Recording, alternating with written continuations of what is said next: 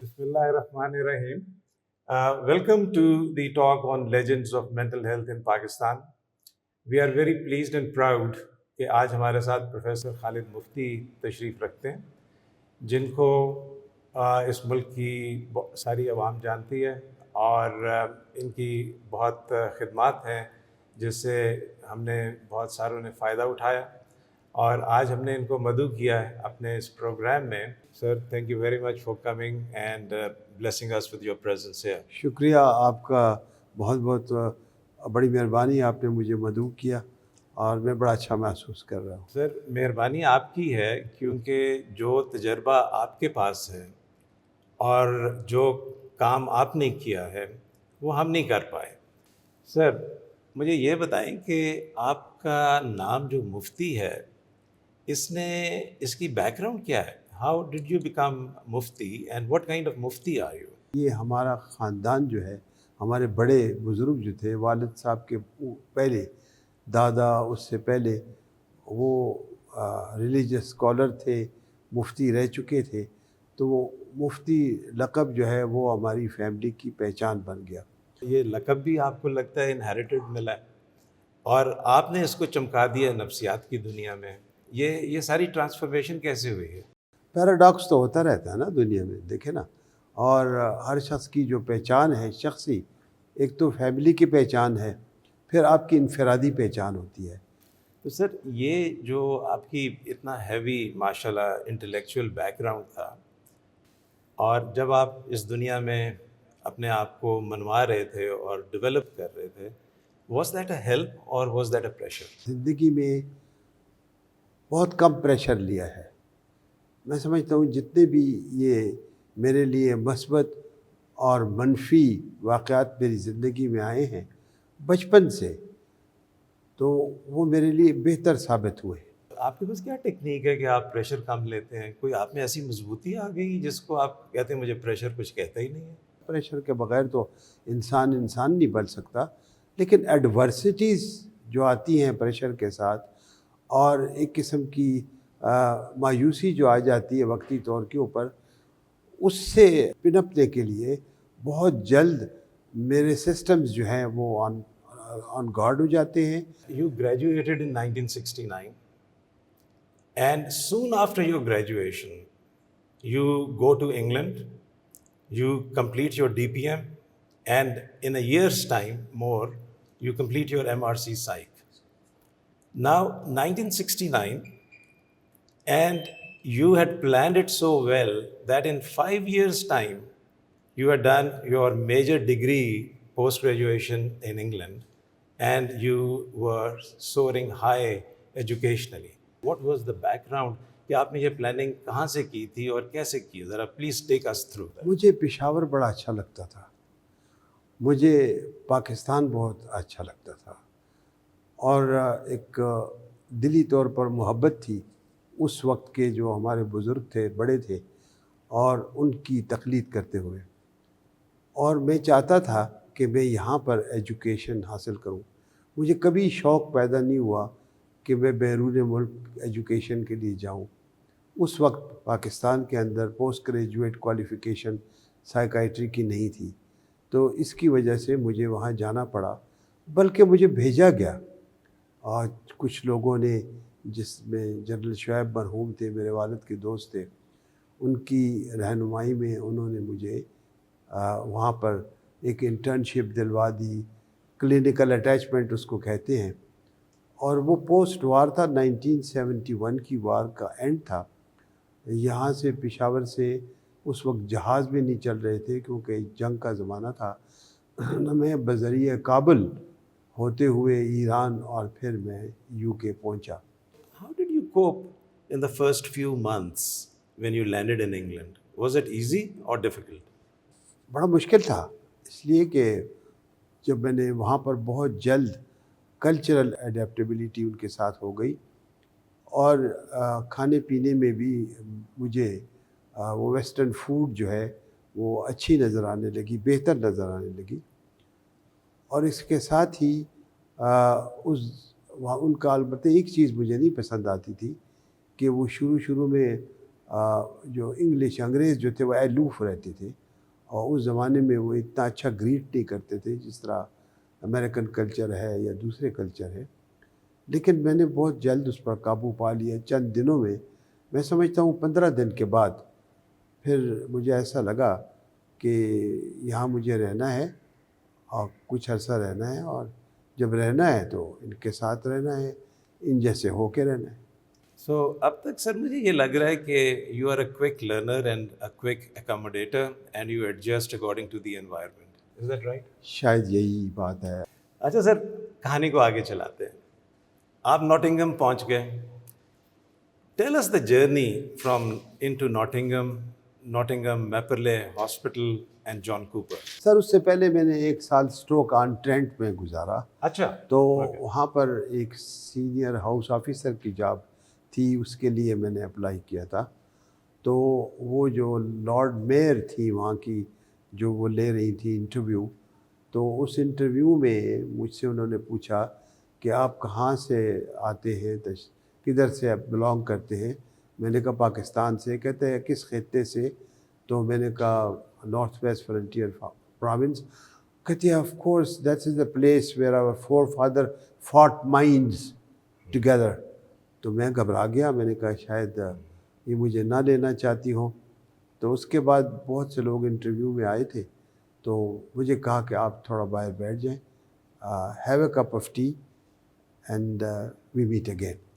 جب میرا وہ انٹرویو ہوا تو پھر مجھے کہا کہ ہم نے آپس میں گفت و شنید کی ہے، اور آپ کا جو انیٹمی کا تجربہ ہے خیبر میڈیکل کالج کا ایز ڈیمونسٹریٹر، اور وہاں پر جو نیورو انیٹمی آپ نے پڑھائی ہے، تو اور جب آپ نے یہ لکھا ہے کہ آپ کو سائیکیٹری کی شاید ABC بھی نہیں آتی، لیکن کہتی کہ somehow or other we are impressed and we take you as registrar. Okay. تو انہوں نے مجھے رجسٹرار لے لیا. جب رجسٹرار لے لیا میں گھبرا گیا. میں نے تو کبھی ہاؤس آفیسر سے اوپر جاب نہیں کی تھی. لیکن پھر وہ سفر طے ہو گیا. 1 سال تک بڑا اچھا طے ہوا. وہاں سے پھر میں ایک 3 ایئرز پروگرام میں ناٹنگھم میں آ گیا. وہاں پر بڑا اچھا ماحول ملا. پروفیسر جان کوپر، ایڈورڈز کوپر جو تھے، ان کی سربراہی میں، بلکہ میں ان کو مینٹور سمجھتا ہوں، اور انہوں نے بڑی دلچسپی لی. میں نے اپنی انڈیویجویلٹی وہاں برقرار رکھی. میں اسموکنگ نہیں کرتا تھا. اس زمانے میں وہاں لوگ جو اسموک بھی کرتے تھے تو وہ منع نہیں تھا. تو یوں ہوتا تھا کہ وہ سردی ہوتی تھی تو وہ کھڑکی بند کر دیتے تھے، اور اگر وہاں کوئی اسموک کرتا تھا تو میں کھڑکی کھول دیتا تھا. تو یہ کولڈ جنگ میری ان کے ساتھ جاری رہی. اور اس سلسلے میں وہ تھوڑا سا تلخی بھی کولیگز میں آنے لگی، لیکن میں نے تلخی نہیں پیدا ہونے دی. میں نے ان کو یہ بتایا کہ اس میں الرجی ہے مجھے، اور اس لیے مجھے دھواں پسند نہیں، ادروائز مجھے کوئی ایشو نہیں. سر مجھے یہ بتائیں کہ جان کوپر کو آپ مینٹر کہہ رہے ہیں، کیا کوالٹیز تھیں جان کوپر کی؟ سر 2 چیزیں ہیں. ایک تو یہ ہے کہ انہوں نے میری سائنس کے خطوط پہ رہنمائی کی. وہ اس وقت کلاسیفیکیشن پہ کام کر رہے تھے، اور انہوں نے دیکھا کہ میرا انٹرسٹ بھی یہ ہے کہ میں کلاسیفیکیشن میں کچھ سیکھوں. مجھے تو کچھ بھی نہیں آتا تھا، لیکن میں ان کے ساتھ بیٹھ کے ہی کلینک کرتا تھا. میں نے 2 پیشنٹ ان کے ساتھ دیکھے. تیسرا پیشنٹ انہوں نے مجھے کہا کہ آپ انڈیویجول دیکھو. میں سمجھتا ہوں کہ یہ سائیکیٹسٹ کے لیے سب سے پہلا سبق ہے کہ وہ گفتگو ایسی کرے کہ اس گفتگو میں ربط ہو، اس گفتگو میں ایک اہلیت ہو دوسرے کو سمجھنے کی، اور بہت زیادہ رف گفتگو نہ کرے. تو ایک تو مجھے اس سے یہ سبق ملا، اور اس کے لیے وہ لمبا سفر ہے. میں ان کے ساتھ چلتا گیا، سیکھتا گیا. وہ ڈسپلن سارے دیکھے جو وہاں پر ایک ٹیچنگ ہاسپٹل میں ہوتے ہیں. دوسری چیز یہ تھی کہ میں تھوڑا سا ذاتی طور پہ ان پاپولر بھی تھا. کبھی کوئی جنرل کلب کی میٹنگ ہوتی، ایکیڈیمک یا کبھی کبھی کوئی نان اکیڈیمک بھی، تو میں ہاں ملانے والوں میں سے نہیں تھا. میں آؤٹ اسپوکن تھا، اپنی بات میں ہنس کے کہہ دیتا تھا. تو بہت دفعہ ایسا ہوا کہ لوگوں کو میری بات پسند نہیں آئی اور انہوں نے ناراضگی کا اظہار کیا، جبکہ اس وقت تھوڑی گروپنگ بھی ہوتی تھی. اور میں کسی گروپ کا حصہ نہیں بنا. ایز اے مینٹر آپ یہ سمجھتے ہیں کہ آپ کے ٹرینیز کے اندر جب یہ ابیلٹی ہو that they can get along and cope with difficult colleagues and put their viewpoint across, that is a good sign in a trainee. میں نے تو یہ پوری کوشش کی، بلکہ میری ٹریننگ دینے کا انداز مختلف تھا بنسبت دیگر ہمارے ملک کے اداروں کے. میں ان کے ساتھ ایک کولیگ کی طرح رہتا تھا اور ایک ٹیم ورک میں نے کیا. اور جب ہفتے میں ایک دن ہم اوپن ڈسکشن کرتے، کرٹیسزم یا کوئی پرابلم ہوتا جو ہمارا انٹرنل ایڈمنسٹریٹو یا ایجوکیشنل، تو سب سے پہلے کرٹیسزم مجھ پہ ہوتا، میرے جونیئر کولیگس میں ان کو کہوں گا، اور وہ مجھے بڑا اچھا لگتا. So, staying in England and Nottingham, مجھے یہ بتائیں کہ جان کوپر کے علاوہ اور کس انگریز پروفیسر نے آپ کو ہیلپ کیا ٹو لرن اینڈ آپ کو انفلوئنس سر کیا؟ وہ وہاں پر مجھے ایک مرتبہ ایک اتفاق ہوا میلنی کلائن کے ساتھ. تو ان سے مل کے، ان کے لیکچر سن کے، اور پھر ان کے ساتھ ایک 3 ہفتے کی میں نے اپنی خواہش کا اظہار کیا کہ میں کام کرنا چاہتا ہوں. تو مجھے یہ دیکھ کر محسوس ہوا کہ میرے لیے سب سے مشکل کام جو ہے سائیکائٹری میں، یہ چیلنج ہے بچوں کے ساتھ ان کی نفسیاتی تحلیل، ان کے نفسیاتی پہلو، ان کے ساتھ پل آن ہونا. تو میں نے سمجھا یہ میرے لیے ایک سٹریس کا باعث ہوگا، لہٰذا میں نے کبھی چائلڈ سائیکائٹری کی طرف اس وقت توجہ نہیں دی اور میں ایڈلٹ سائیکائٹری میں رہا. سر آبرے لوئس جو تھے اس زمانے میں زندہ تھے شروع میں، اور ان کے لیکچر سننے موصلے، کیونکہ جان کوپر جو تھے وہ موصلے کے وہ تھے، پیوپل تھے اس زمانے میں، اور اپنے آپ کو پیوپل کہتے تھے. تو یہ وہاں پر ان کے لیکچر سننے، مثلا مجھے یاد ہے کہ ان سائٹ کے اوپر ان کا ایک لیکچر تھا اور وہ میں نے سنا تھا. اس زمانے میں تو ریکارڈنگ کی فیسلٹی نہیں تھی، میں نوٹس لیتا تھا ہر چیز کہ میری عادت ہے کہ میں جو بک پڑھوں، جس کی پریزنٹیشن ہو، اس کے میں شارٹ نوٹس لے لیتا ہوں، وہ میرے کام آ جاتے ہیں. ایک بہت بڑی شخصیت تھے اور فینامینالوجی میں ان کا میرا خیال ہے کو مقام درجہ جو ہے وہ اسٹیبلش درجہ تھا. تیسری شخصیت جو تھے پروفیسر فرینک فش، ان کے آخری 2-3 مہینوں کے اندر ان کے ساتھ بھی بڑا انٹریکشن رہا اور فینامینالوجی میں انہوں نے بڑا کام کیا. اسمائلنگ ڈپریسو کا کانسیپٹ میں نے ان سے سیکھا کہ آپ اسمائل کرتے ہیں، باتیں بھی کرتے ہیں، لیکن آنکھیں آپ کی اسمائل نہیں کرتی. ان کی یہ بات مجھے بڑی پسند آئی اور میں نے دیکھا جب اس وقت ان کو، تو ان کی آنکھیں بھی اسمائل نہیں کر رہی تھی. لیٹر آن معلوم ہوا کہ انہوں نے خودکشی کر لی تھی. آپ کے لیے how easy was it to listen to all what they were saying, and آپ شارٹ نوٹس تو لیتے تھے، لیکن wasn't that a high dose of intellectual input that you received from these people who were just at the top of their field? I enjoyed it. I was very eager.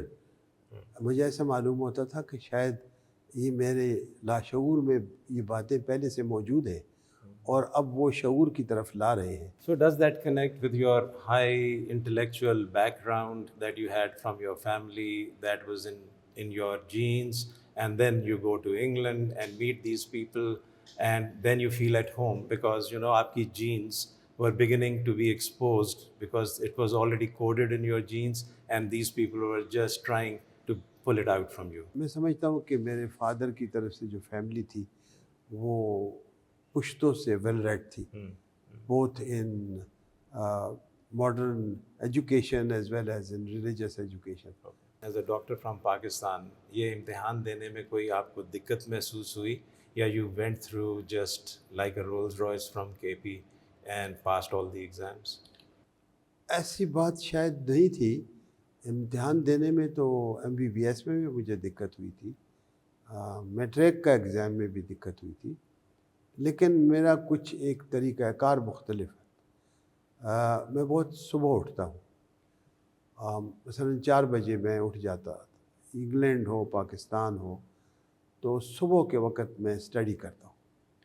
دوسرا, میں نے بڑا regularly evening کو جب میپرلے hospital میں 5 بجے sessions ختم ہوتے تھے تو میں لائبریری چلا جاتا تھا. تو وہاں پر میں 2 قسم کے آرٹیکل ڈھونڈتا تھا, ایک لیٹسٹ ریویو آرٹیکل, ایک کلاسیکل. تو میں نے چھوٹے چھوٹے فولڈر بنائے ہوئے تھے, ان کی فوٹو کاپی کر کے میں اس میں رکھتا تھا, اور ٹیکسٹ بک کو صرف ریفرنس کے طور پہ استعمال کرتا تھا. وہ جو میں نے ایسا کام کیا تو یہ مجھے اس سے بہت فائدہ ہوا. جب آپ نے امتحانوں میں کامیابی حاصل کی تو how did you celebrate your success in Nottinghamshire? Sir یہ بڑی تھوڑی سی دلچسپ بات بھی ہے, لطیفے والی بات بھی ہے, اور حیران کن بات بھی ہے. وہ یوں ہوتا تھا کہ پہلے لوگ جو پاس ہوا کرتے تھے, چھوٹے چھوٹے پیجن ہولز تھے, آپ کے بھی رہے ہوں گے, وہاں آپ کے لیٹر وغیرہ آتے ہیں, تو یوجولی آپ کے بارے میں جو کوئی کمیونیکیشن ہو لفافے میں ڈال کے سیکریٹری پروفیسر کی ادھر رکھ دیتی تھی. MRC سائیکائٹری کا جو ایگزام تھا اس میں جو پاس ہوتے تھے ان کو یوجولی ایک چھوٹا جیسا لفافہ آتا تھا, 1 پیج کا, اور وہ ان کو مبارکباد کا ہوتا تھا. جو فیل ہوتے تھے ان کو بڑی بھاری بھرکم لفافہ ہوتا تھا, اور اس کا والیوم بھی زیادہ ہوتا تھا. تو جب وہاں آئے تو سب لوگوں کے لفافے جو تھے, پورے کی پوری ٹیم کے, میرے ساتھ 9 لوگ تھے, ان سب کے لفافے جو ہے وہ بڑے تھن تھے, اور انہوں نے وہاں پر سیلیبریٹ کرنے کے لیے شیمپین وغیرہ بھی منگائی, اور بس اوپن کرنے والے تھے. تو پھر سیکریٹری نے پروفیسر کی کہا کہ ان کا بھی دیکھ لیں, اور میں بڑا خفا ہو گیا, اور اسی وقت میں نے تہیہ کر لیا کہ فوراً یہاں جانے کے بعد میں دوبارہ ایگزام کی تیاری شروع کروں گا. فیل ہو گیا ہوں. جب وہ انہوں نے کھولا تو میں پاس آ, تو وہ پھر میرے لیے شیمپین کھولنی پڑی. So how was the champagne then? Well it was nice. اور وہ شیمپین ان کا ایک رواج ہے, اور رواجاً ہم نے اس شیمپین کو تقسیم کیا, شیئر کیا, and it was good. Sir ان کا ایک اور رواج بھی ہے نا کہ after the champagne there is a night out. So did you do that? Sir وہ مجھے یہ یاد نہیں ہے, شاید میری میموری جو ہے اس وقت سر میرا ساتھ نہیں رہتی. اتنی خراب تو نہیں ہوگی سر. بھول جا ہم نے جو بنائے تھے, بھول جا ہم نے جو بنائے تھے محبت کے نقوش, نقش کا کیا ہے بن بن کے مٹے جاتے ہیں. مجھے یہ بتائیں کہ Royal Concert Hall in Nottingham, Trent Bridge cricket ground, famous football ground in Nottingham, it's famous, and Pakistan کے بڑے بڑے مایہ ناز لوگ ناٹنگھم میں کرکٹ بھی کھیلتے رہے ہیں. اپنی تعلیم کے ساتھ یہ بھی آپ انجوائے کیا؟ جی میں بہت زیادہ, مجھے اسپورٹس کا بہت شوق تھا. اس زمانے میں اسکواش جو تھی, پروفیسر جان کوپر بھی کھیلتے تھے. اتفاق سے روشن خان ایک مشہور اسکواش پلیئر تھے, ان کے چچا زاد ناٹنگھم میں جو اسکواش کا کلب تھا اس کے اندر ان کی تعیناتی تھی. تو میں نے پروفیسر جان کوپر کو مدد دلوائی. تو جان نے مجھے کہا کہ why don't you start playing squash. میں اس سے پہلے اسکواش نہیں کھیلتا تھا, تو پھر میں نے وہاں اسکواش سیکھی. تو ہفتے میں 2 دن اسکواش کھیلتے تھے, اور 2 دن سوئمنگ کرتے تھے, اور ایسا کوئی موقع میں ہاتھ سے جانے نہیں دیتا تھا. فرید صاحب جب 6 بجے میں واپس آتا تھا تو 6 PM to 10 PM 11 PM وہ میرا لیجر ٹائم ہوتا تھا. میں نے اس وقت اس ٹائم میں پڑھائی نہیں کی. میں اس وقت میں I used to enjoy, I used to go attend parties, I used to live, I like dances, music, مجھے بڑا اچھا لگتا تھا. مجھے یہ سمجھنا ہے کہ young mufti getting success in Nottinghamshire, socially very well accepted, academically moving up the ladder, I'm sure you would have enjoyed that culture and the opportunities that it presents completely. ایک آپ کی انسٹنکٹ ہوتی ہے، acquired happiness ہوتی ہے، قواعد لطف جو ہیں آپ نے ان سے بھی تو انجوائے کرنا ہوتا ہے نا. آپ ایک ڈل لائف تو نہیں گزار سکتے. So it was exciting. The I think it period was- was exciting. It was very good.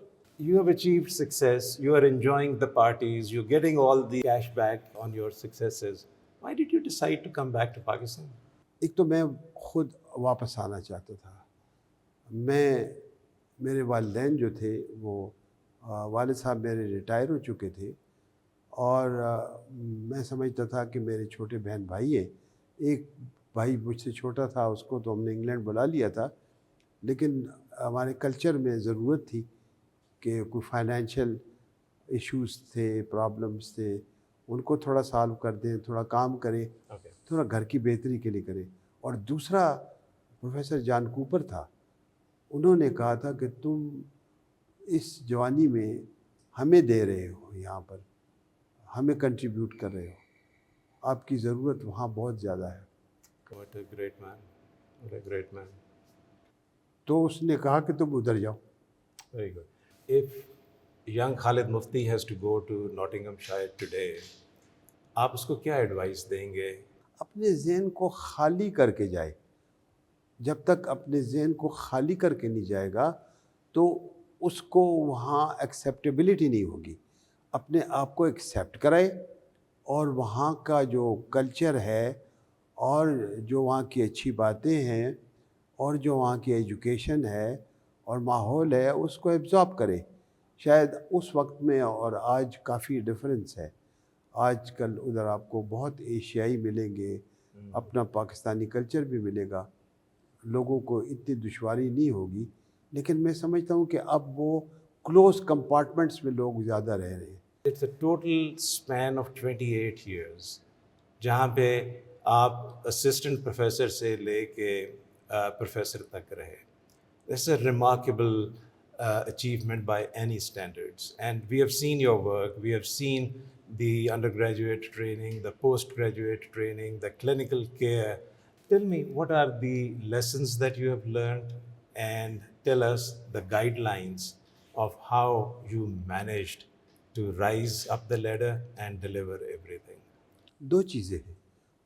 ایک تو جو انٹرنیشنل اسٹینڈرڈس تھے یا وہ اسٹینڈرڈ ہیں ایجوکیشن کے، میڈیکل ایجوکیشن، خاص طور پر جو سائیکیٹری کے ایجوکیشن تھے، وہ میں اسٹرکٹلی فالو کرتا تھا. اور میں کوشش کرتا تھا کہ جو میرے ساتھ ٹرینیز ہیں، لوگ ہیں، وہ بھی فالو کریں.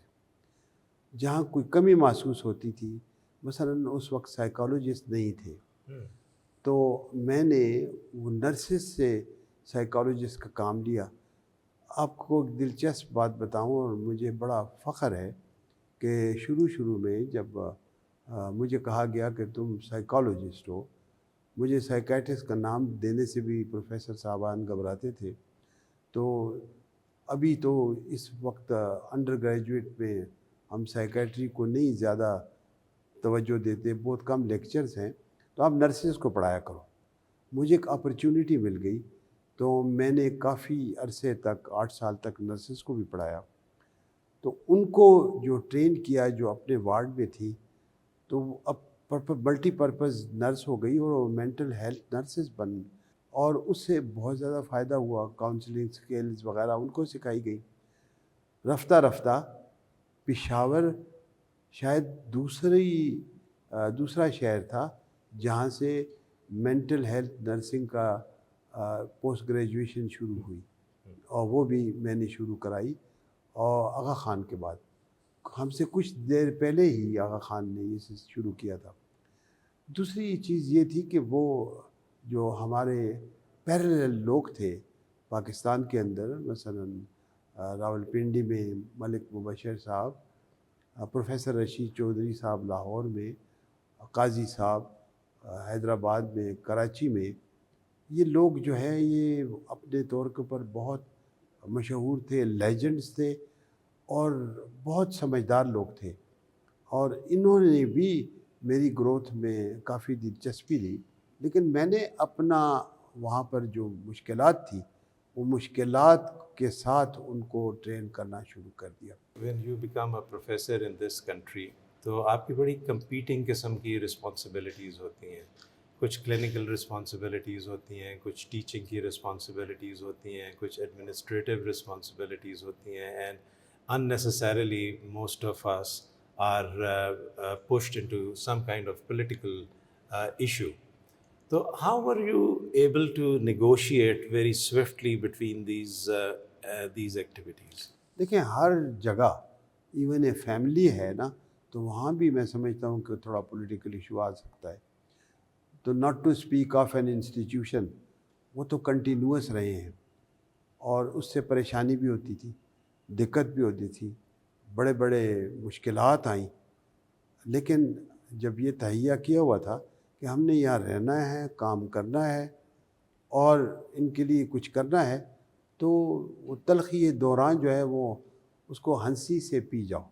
آپ کی ڈٹرمنیشن اور motivation to do good for the people in that catchment area, that hospital, اس کو آپ نے بہت ترجیح دی، اور دوسرا جو آپ کے سینئر کولیگز تھے سارے ملک میں، سارے پروونسز میں، آپ نے ان کے ساتھ کولیبوریشن بنائی۔ جی بالکل صحیح ہے، بہت زیادہ، اور اس میں بھی کہیں کہیں اگر ایسا واقعہ ہوا، کوئی مشکل آئی، ہر شخص کی اپنی شخصیت ہے، میں اس کی شخصیت کے ساتھ ہی جو ہے چلتا رہا، اور اس کو شخصیت سے میرا کوئی مطلب نہیں تھا، اس کے کام سے تھا۔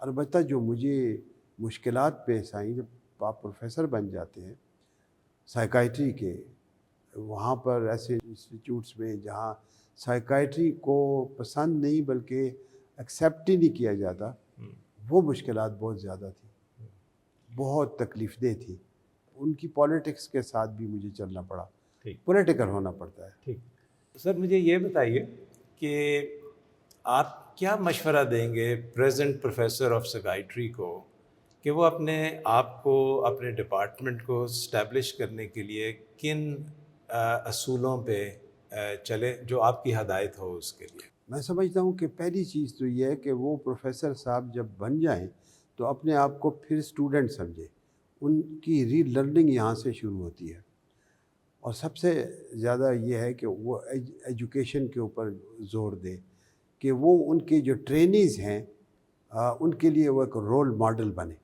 اور آج کے زمانے میں ڈے ون سے ان کے ساتھ ریسرچ کریں، ریسرچ کے علاوہ سکلز، یہ دو بڑی ضروری چیزیں ہیں۔ You were doing very well as a professor, appreciated, acknowledged. Then you become the principal of your institution at Khyber Teaching Hospital.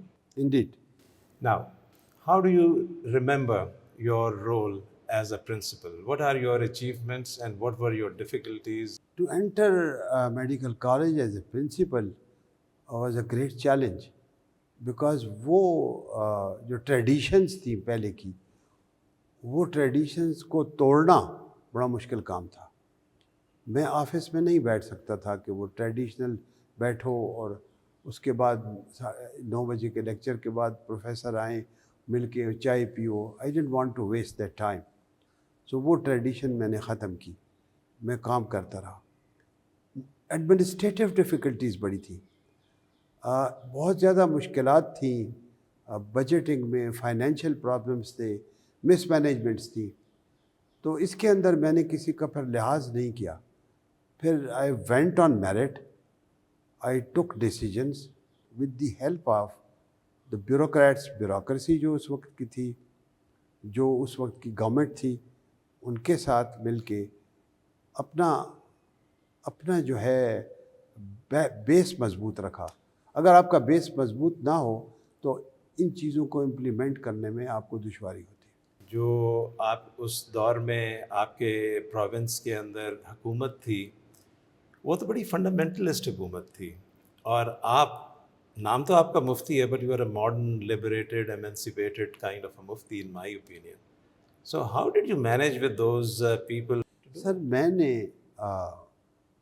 ان کو ویلکم کیا، ان کے ساتھ تعلق اچھا رکھا، لیکن میں نے ان کو یہ کہا کہ میرا کام ہے ایک اچھی ایڈمنسٹریشن دینا، اچھی ایجوکیشن کرانا، اور جو چیز میرے پرویو میں نہیں ہے وہ میں نہیں کر سکتا، اس کا انحصار تو آپ پہ ہے۔ جب آپ کی گورنمنٹ کوئی ایکشن لے، کوئی ڈیسیژن کرے اور وہ سب کے لیے ہو، ایکسیپٹیبل ہو سب کے لیے، تو وہ یہاں بھی ہوگا۔ You were one of those principals, in my opinion and my research, which tell me that you negotiated very slippery things in a slippery time. You managed the President Musharraf at that point. You invited him into your college as a chief guest, and that's a wonderful story of success, and you got what you wanted. دیکھیں، سب سے بڑی بات تو یہ ہے کہ وہ golden jubilee بنانی تھی ہم نے، تو مور دین 2000 ڈاکٹرز باہر سے آئے تھے، ان کو مینیج کرنا تھا۔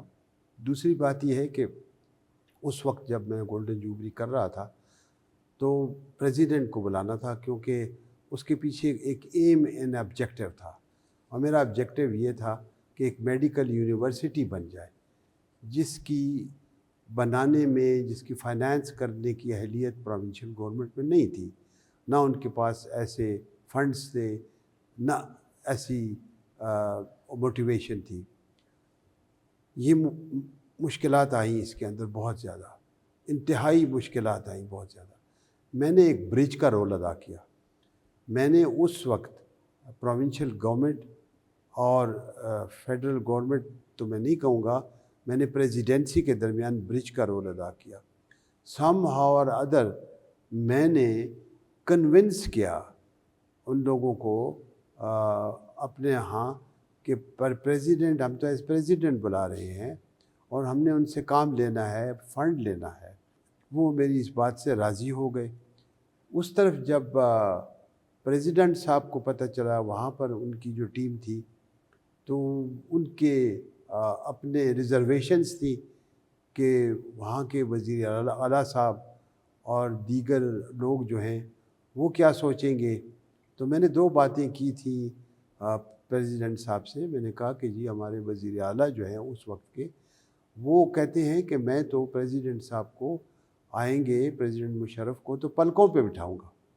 دوسرا مسئلہ میں نے ان کو بتایا، میں نے کہا جی بچے جو ہیں یہ ایک آس لیے بیٹھے ہیں کہ آپ آئیں گے، آپ ایک پروگریسو آدمی ہیں اور ایک پروگریسو طریقے سے کوئی ہمیں ہیلپ کریں گے، رہنمائی کریں گے، ریکگنائز کریں گے، یہ بہت بڑی بات ہوگی، اور باہر سے، بیرون ملک سے ہمارے پاکستانی آئے ہیں، وہ ایک اچھا تاثر لے کے جائیں گے۔ He agreed, he came, the matter went through, it became a success story. So this was the principal of the college, Khalid Mufti, trying to sell psychiatry to the President of Pakistan, and you successfully did that. Maybe. مجھے یہ بتائیں کہ at that time when you did all functions and all the golden jubilee celebrations, you are coming close to your retirement, and then there came a golden spoon and a golden offer that they want to give you an extension as the principal and you refused. Why did you do that? میرے اندر کو over ایمبیشیسنس کبھی نہیں رہی ہے۔ میرا اپنا ایک گول تھا جو میں نے سیٹ کیا تھا کہ جو ہی میں یہاں سے ریٹائر ہوں گا تو اس کے بعد میں نے مڑ کے واپس گورنمنٹ سروس کی طرف نہیں دیکھنا۔ میں نے اس کے بعد اپنے پرائیویٹ سیکٹر میں جانا ہے، پرائیویٹ پریکٹس کرنا ہے، اپنی این جی او کو اپنی گورنمنٹ بنانا ہے اور اس کو پراسپر کرنا ہے۔ میرے لیے یہ دو گول بڑے تیز تھے۔ تیسری بات یہ تھی کہ میری فیملی اگنور ہو رہی تھی، اور اس وقت جب میں پرنسپل تھا تو میرا ایک بیٹا جو ہے وہ بہت بری طرح سے اگنور ہوا، تو آئی فیل گلٹی کہ میں نے اپنی فیملی کو اس وقت ٹائم نہیں دیا۔ اس کے بعد میں نے اپنی فیملی کو بھی ٹائم دیا، اس کے بعد میں نے پرائیویٹ پریکٹس بھی کی، اور اس وقت کے بعد میں نے کچھ پیسے بھی کمائے، اور کمیونٹی لیول کے اوپر میں نے کام بھی کیا اور کھل کے آزادی سے کام کیا، ریلیکس ہو کے کام۔ آپ نئے mental health professionals who are likely to become the principals or the vice chancellors in next few years, آپ ان کے لیے کیا رہنمائی کریں گے؟ میں ان کو یہ کہوں گا کہ اپنا ٹینیور پورا کرو اور پھر چلے جاؤ. انلیس ان ایکسیپشنل سرکمسٹانسز آپ نے کوئی ایسے پروجیکٹ شروع کیے ہوں جو ان اوائڈیبل ہوں، ان کو آگے تک لے جانا اور وہ چانس ملے تو وہ اچھی بات ہے. سو ان ادر ورڈز آپ کہتے ہیں کہ اگر دعوت نہ ملے تو وہ راستہ بند ہے، اور اگر دعوت ملے تو پھر آپ کنسیڈر کر لیں. غالب کہتا ہے آپ پھر کہیں گے کہ شعر مت بولو کہ الٹے پھر آئے در کعبہ اگر وہاں نہ ہوا. اب غالب کہتا ہے کہ ہم اتنے آزادہ و خود بھی ہیں کہ ہم اتنے خوددار ہیں کہ اگر ہمیں دعوت نہ دی تو میں کعبے میں بھی نہیں جاؤں گا. پیپل ہیو آبزروڈ کہ آپ کسی کلینکل میٹنگ میں جاتے ہیں، آپ کے ہاتھ میں کاغذ اور پینسل ہوتی ہے اور آپ چیزیں نوٹ کر رہے ہوتے ہیں، اور لوگ یہ پوچھنا چاہ رہے ہیں کہ یہ آپ کیوں کرتے ہیں اور آپ کو اس سے کیا فائدہ ہوتا ہے. میں سمجھتا ہوں کہ میرے لیے یہ ایک ری لرننگ کی سٹیج ہے. آپ کے پاس تو پرانا نالج ہے، اس کو نیا ہونا چاہیے. لوگ نئی ریسرچ کرتے ہیں، لوگ نئے پہلو سے بات کرتے ہیں، لوگ بہت ایڈوانس ہو گئے ہیں. تو میں کہیں پیچھے نہ رہ جاؤں، تو میں بھی ان کو نوٹس لے لیتا ہوں. Sir, let's move over to the next segment of your life. You retired in 2004. Tell us your experience and your exposure and your learning points in the private practice that you've been doing since 1976 initially, and after 2004 in a bigger way. Fareed, let me tell you that when you retire at the age of 60, usually, there's a new life, new era. You start a new life with a new vigor, at least which I did, with a new ambition and with a new continuity. Retirement سے پہلے جب میں government service میں تھا تو وہاں پر full time private practice کرنے کا وقت نہیں ملتا تھا، تو پرائیویٹ پریکٹس بھی سفر ہوتی تھی. اس کے بعد میں نے فل ٹائم دینا شروع کیا. I enjoyed, I relearn. اور میں سوچتا تھا کہ میں جب گورنمنٹ سروس میں تھا اور تھکا ہوا آتا تھا آفٹرنون میں، ایوننگ میں پریکٹس کرتا تھا، تو میں کتنی مسٹیکس کرتا تھا. مجھے ان مسٹیکس کا اندازہ تھا، وہ میں نے کریکٹ کی، اور میں نے کوشش کی کہ میں نئے انداز سے، نئے طریقے سے پیشنٹ کو دیکھوں، سیٹسفائی کروں. شیئر اینڈ کیئر کی بات کی تو الحمدللہ اس وقت جو ہے ایک ملٹی ڈائمینشنل اپروچ میرے کلینک میں ہے. ہم لوگوں کو دو چیزوں کے اوپر، لائف سٹائل کے اوپر خاص طور کے اوپر بہت ان کو زور دیتے ہیں. وہ لائف سٹائل میں یوں زور دیتے ہیں کہ ان کو تھوڑی ایکسرسائزز سکھاتے ہیں، اور وہ لڑکے لڑکیاں ان کو سکھاتی ہیں. سیکنڈلی ان کو جو بریف سائیکو تھیراپی وغیرہ وہ ملتی ہے. لیکن ایک چیز جس کی کہ بڑی ضرورت ہے، جو میں یہ برملا کہوں گا، کہ کوماربیڈیٹیز. جو ہم دیکھ رہے ہیں کہ آج کل فزیکل کوماربیڈیٹیز بھی بہت زیادہ ملٹیپل ہو گئی ہیں، اور سائیکیٹرک کوماربیڈیٹیز بھی ملٹیپل ہو گئی ہیں. یہ ٹراما اور یہ جیو فزیکل چینجز، تو اس کے اندر ہم دیکھتے ہیں تو اس کی بڑی ضرورت ہے کہ اس کے اندر نئے طریقے سے ٹریننگ ہو، لوگوں کو یہ سب چیزیں ساتھ لے کے چلیں. سر، آپ نے ہائیبریڈ فائنینسنگ کی بات کی ہے، ذرا اس کو تھوڑا مجھے بتائیں. اور کیا، واٹ از دس؟ اگر آپ کسی کو سیلریڈ سٹاف رکھتے ہیں اور اس کی نپی تلی سیلری ہے، تو وہ چھٹیاں بھی کرتا ہے یا کرتی ہے، وہ پورا ٹائم بھی نہیں گزارتے ہیں، 9 to 5 ٹائم گزارتے ہیں. وہ اس شوق سے کام نہیں کرتے جیسے ان کو کرنا چاہیے. اوکے. تو میں نے ان کے لیے ایک انٹرنشپ پروگرام بنایا جس پہ خود کنٹریبیوٹ کیا، تاکہ ہمیں کہیں سے کنٹریبیوشن کی ضرورت نہ پڑے. عبادت ہاسپٹل میں اپنے مشکلات ہیں، فنڈ ہیں، تو 1000 پر ڈے کے حساب سے ہم نے انٹرنشپ دی سائیکالوجسٹ کو. وہ تھیں جن کو کہ ٹرین کیا پہلے اور کافی حد تک وہ اچھی ہو گئی اور پھر ان کو فردر ٹرین کیا. اوکے. پھر اس کے اندر ان میں جو سرٹیفائڈ ہو گئی، سرٹیفائڈ کاؤنسلرز بین CBT اور دوسری فیلڈ میں، تو ان کو الاؤ کیا کہ آپ ان کو سائیکو تھیراپی دیں، CBT دیں. اب میں تو CBT تھراپسٹ نہیں ہوں، گو کہ ایسے ویسے تو ہم سب نے کوشش کی ہے، تو اس میں لوگوں کو بڑا فائدہ ہوا. تو وہ شیئر کرتے ہیں اپنی جو فائنینسز ہیں، 50% ان کو جاتا ہے، 50% ایک فنڈ میں جاتا ہے جو انہی سائیکالوجسٹ کا فنڈ ہے، جو اگر ضرورت پڑے دوسری کسی لینے کو تو اسی میں سے ہم لیتے ہیں. Okay. So this is for the kind of insurance for the people who are working there, and their payment system is insured. And the efficacy. And the efficacy. And I'm very impressed کہ آپ نے drug counsellors بھی رکھے ہیں، آپ نے psychologist بھی رکھے ہیں. So عبادت hospital is providing a comprehensive package of biology, psychology and sociology. اور the boss at عبادت hospital is now enjoying his work too. مجھے یہ بتائیں کہ کوئی ایسا کیس جس کو آپ نے بہت مدد کی ہو، جو آپ کو پرائڈ لگتا ہے اپنا، اور آپ کو پراؤڈ مومنٹ لگتی ہے that you would like to share with us as any patient that you looked after? میرے پاس ایک پروفیشنل سیکس ورکر آئیں اور وہ سیٹسفائی نہیں ہوئی کسی سے. جب میں ان کے مسائل سنے اور جس طریقے سے وہ پیسے کے لیے اور دوسرے کاموں کے لیے بلیک میل ہوتے ہیں، اور جس طریقے سے وہ اس کے اندر چلتے ہیں، اور معاشرے میں جتنی نفرت ہے ان سے، وہ میں نے دیکھا ہے کہ وہ ٹوٹل نیگیٹو ہے. وہ یہ ایکسپیکٹ ہی نہیں کرتے کہ یہ تھراپسٹ جو ہے یا میرا تھراپسٹ ہوگا، مجھے یہ ایکولی ٹریٹ کرے گا جس طرح دوسرے لوگوں کو ٹریٹ کرتا ہے.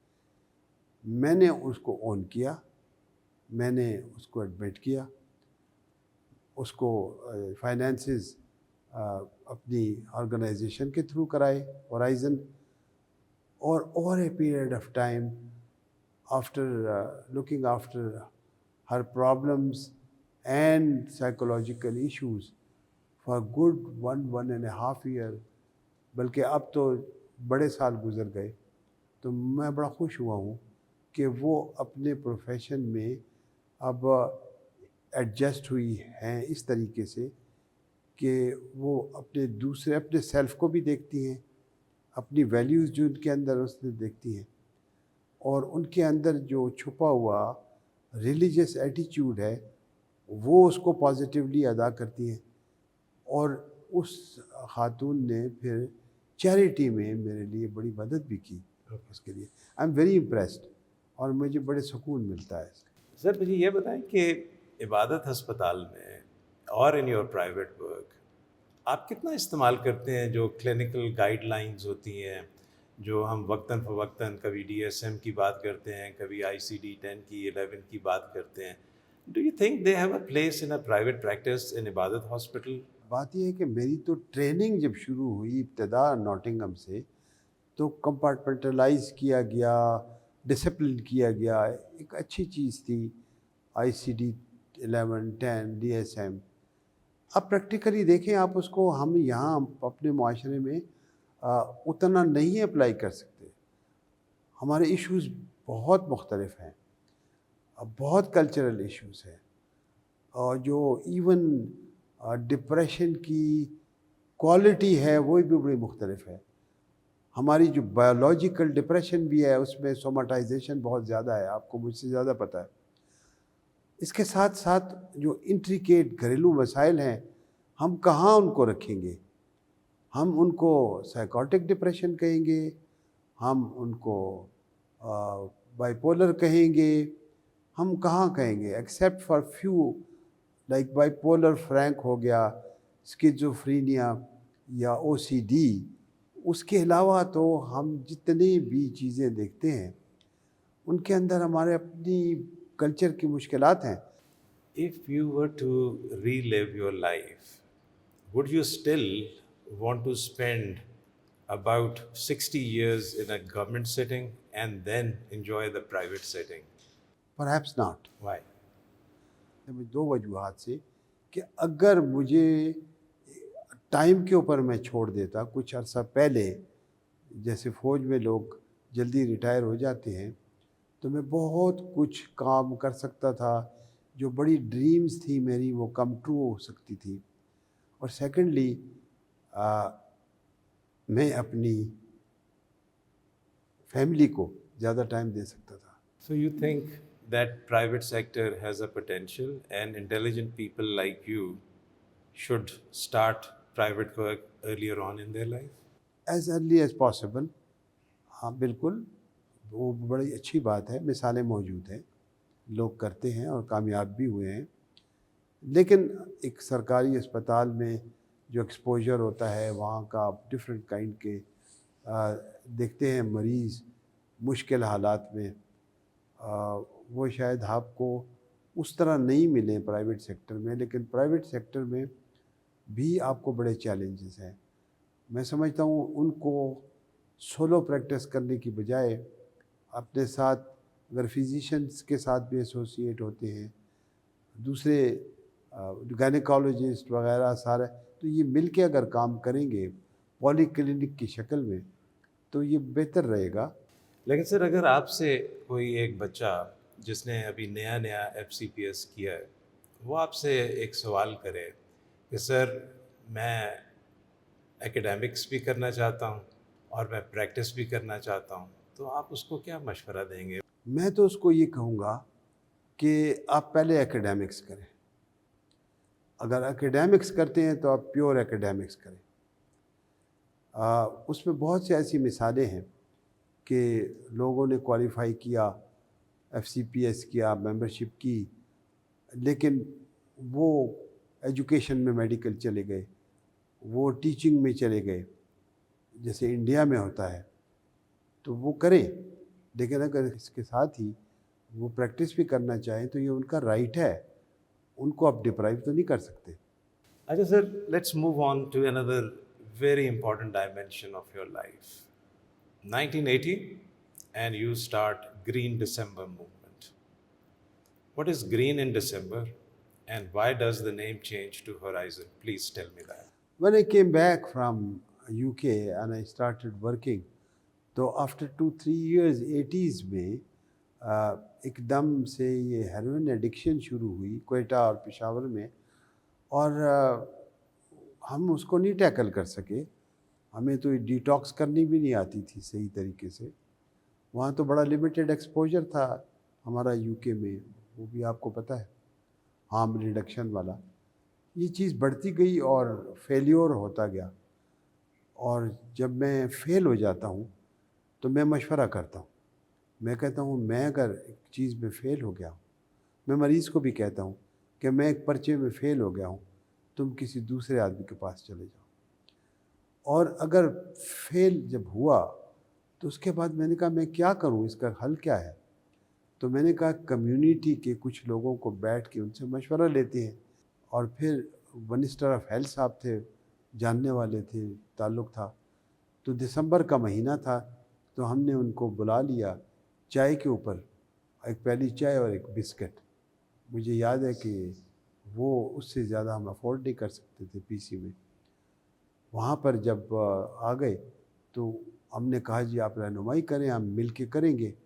انہوں نے کہا تھا کہ ہم آپ کا ساتھ دیں گے. اوکے. لیکن اب میں نے کہا جی آپ آ جائیں، ایک آرگنائز طریقے سے کام کریں. میں ہمیشہ چاہتا تھا کہ یہ ایک ویلفیئر سوسائٹی کے طور پر آپ میں سے کوئی صدر بن جائے، کوئی کرے، ہم ہاسپٹل میں آپ کا ساتھ دیں گے. انہوں نے کہا جی یہ تم بھی سنبھالو، تم کرو، ہم آپ کا ساتھ دیں گے. اوکے. تو اس کا نام دسمبر موومنٹ طے کیا گیا. ٹھیک. تو میں نے کہا کہ اس کا نام اگر گرین دسمبر رکھا جائے تو اچھا ہے، کیونکہ گرین کلر جو ہے پاکستان کا بھی ہے اور گرین ریلیجس ہمارا کلچر بھی ہے. پھر اس کے اندر ہم نے ڈرگس کے لیے کام شروع کر دیا، اندھا دھند کام، سخت محنت سے کام شروع کیا. We achieved, we work very hard. اور پھر اتنا ہارڈ ورک کیا کہ پھر یو این نے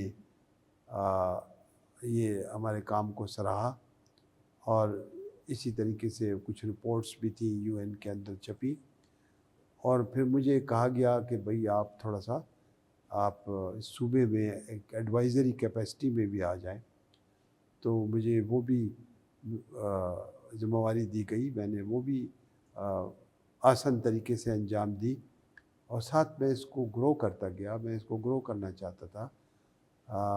مجھے انڈیا بھی بھیجا گیا، اور وہاں میں نے پہلی تو نہیں لیکن شروع میں ایک آشیانہ آرگنائزیشن تھی، اس کے ساتھ مل کے ان کو ابتدا تو نہیں کی، ان کو ہیلپ کی، سپورٹ کیا، اور وہ پھر وہاں بڑی کامیاب گئی۔ کیا یہ جو اس طرح کی این جی اوز ہیں بہت سارے لوگوں نے بنائی ہوئی ہیں، اینڈ ماشاء اللہ you have run it successfully up till now, کیا آپ لوگ اس سے اچیو کیا کر پائے ہیں؟ Because you started this in 1980 and today we are sitting in 2024، آپ مجھے کوئی اس کی چیدہ سکسیسز بتا سکتے ہیں؟ اینڈ فیلیورز، ویل ہاں، بہت تو دیکھیے پہلے میں آپ کو یہ بتاؤں گا کہ گرین دسمبر موومنٹ میں پھر چونکہ وہ بہت پاپولر ہو گئی، بہت دنیا اس میں شامل ہو گئی، تو اس کے اندر پھر تھوڑا سا مس یوز ہو گیا، کوئی گاڑیاں شاڑیاں کیا ہوتا ہے ملی جیپس وغیرہ، تو کچھ فارن ٹورز تھے، تو کچھ لوگ اس میں انٹرسٹڈ تھے۔ میں نے اپنے آپ کو گرین دسمبر موومنٹ سے الگ کر دیا، اور پھر purpose built Horizon N G O کی ابتدا شروع کی، جو آپ جانتے ہیں۔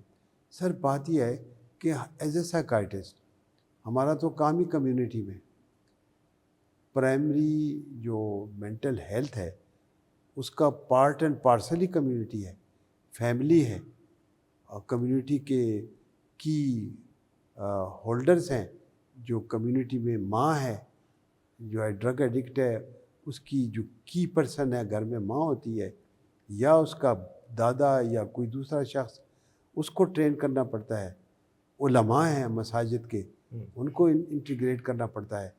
سوسائٹی کے بہت سے پہلو ہیں، لائک افغانستان کے مور دین 1000 ڈاکٹرز کو ہم نے مینٹل ہیلتھ میں ٹریننگ دی، اسی طریقے سے اپنے لوگوں کو بھی وہاں پر دی، تو وہ اس میں بہت لوگ کامیاب ہوئے۔ ہم نے ایک کلچر پیدا کیا، گاؤں گئے، ریموٹ ایریاز بھی گئے، چترال تک ہم پہنچے۔ سر میری انڈرسٹینڈنگ یہ ہے کہ جو سرکار کے ہسپتال ہیں وہ اپنی سروسز کو محدود رکھتے ہیں ہسپتال کے اندر، اور ہورائزن جیسی این جی اوز جو آپ کی ہے یا اور لوگوں کی ہے وہ کمیونٹی میں پہنچتی ہیں، از that right? Yes, okay, so community کے اندر آپ نے اپنے کے پی میں ہورائزن کے تھرو بہت کام کیا، اور اس میں آپ کو بہت تسلی بھی ہے کہ آپ نے لوگوں کی بہت رہنمائی کی، اور کمیونٹی کے اندر جب تک ہم نہیں پہنچیں گے تو ہمیں اس کی سکسیس نہیں مل سکتی۔ اگر میں نے ایک این جی او کھولنی ہے تو آپ میرے لیے کیا رہنمائی کریں گے کہ مجھے کس قسم کی این جی او کھولنی چاہیے اور اس کے کیا ایمز اینڈ آبجیکٹیوز رکھنے چاہیے؟ دیکھیں جی، دو چیزیں، پہلے تو یہ ایک والنٹیئر بننے کی، اگر اچھے والنٹیئر ہیں، اور جو اچھا والنٹیئر ہے وہ ٹائم نہیں دیکھتا، وہ پیسے نہیں دیکھتا، وہ جگہ نہیں دیکھتا، وہ ہر حال میں ہر طریقے سے ہر جگہ کام کرتا ہے۔ اگر اس کا یہ پیشن ہے کہ میں نے کام کرنا ہے اور میں نے لوگوں کے ڈور سٹیپ کے اوپر ہیلتھ پہنچانی ہے، ہیلپ کرنی ہے، تو اس کو اس کے لیے پہلے تو تیار ہونا پڑے گا، ایک فوجی کی طرح کام کرنا پڑے گا۔ دوسری چیز، اس کو آرگنائز ہونا پڑے گا۔ اس آرگنائزیشن کے لیے اس کو ان رول ماڈلز کو، ان این جی اوز کو جو سکسیسفلی کام کیا، جو شروع سے سٹارٹ ہوئی اور اوپر تک گئی، ان سے ٹریننگ تھوڑی سی لینی پڑے گی۔ تیسری چیز ہے کہ فنڈنگ جو ہے، وہ فنڈنگ کے لیے گورنمنٹ کی طرف، انٹرنیشنل اداروں کی طرف نہ دیکھیں، اگر ان کو مل جائے تو ٹھیک ہے، وہ فنڈنگ خود جنریٹ کریں، وہ ایسا کام کریں کہ لوگ کمیونٹی خود ان کو پیسے دے. So let me take you to another dimension of your life. You were a very powerful president of Pakistan Psychiatric Society 2003-2004. What do you recall as the best thing that you did in your tenure as the president of PPS? I made my way. I did my way, I must say. تو اس کے اندر 2 کام بڑے اہم کیے. ایک کام جو ہے وہ تو کانسٹیٹیوشن جو ہے اس کا پرنٹ کرایا میں نے, اور جو الیکشن کا پروسیس ہے وہ تھرو بیلٹ کرایا. یہ شاید ہسٹری اس کو مانے گی. دوسری چیز جو ہے فائنینسز جو ہے ریگولیٹ کیا ہے. آڈٹ کا جو سسٹم ہے اس کو اسٹرینگتھن کیا کافی.